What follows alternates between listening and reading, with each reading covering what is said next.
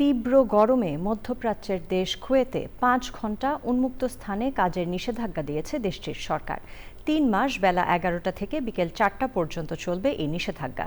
এ সময় বন্ধ থাকবে শিক্ষা প্রতিষ্ঠানও। কুয়েত প্রশাসনের এমন সিদ্ধান্তে স্বস্তিতে প্রবাসী বাংলাদেশিরা। কুয়েত থেকে জানাচ্ছেন জিশান মাহমুদ।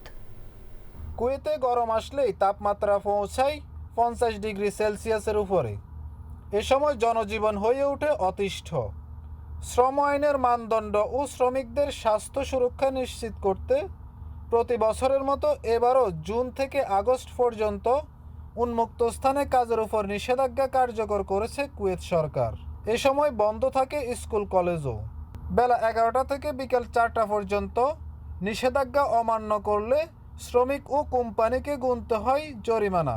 আমার দৃষ্টিতে কুয়েত সরকারের এই সিদ্ধান্তটি মূলত মানবিক ও স্বাস্থ্য সুরক্ষার একটি গুরুত্বপূর্ণ পদক্ষেপ।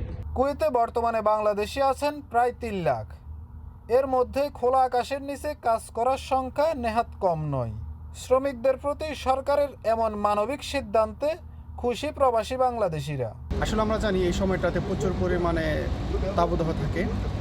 এর কারণেই কিন্তু সরকার সকাল ১১টা হইতে বিকেল ৪টা পর্যন্ত কাজ করা বাইরে নিষেধ করেছে। বিশ্বের সর্বোচ্চ তাপমাত্রা রেকর্ড হওয়া দেশগুলোর মধ্যে অন্যতম কুয়েত। শ্রমিকদের সুরক্ষার কথা বিবেচনা করে ২০১৫ সাল থেকে গ্রীষ্ম মৌসুমে উন্মুক্ত স্থানে কাজের সময়সীমা নির্ধারণ করে আসছে দেশটি। Zisan Mahmud, channel I, Kuwait.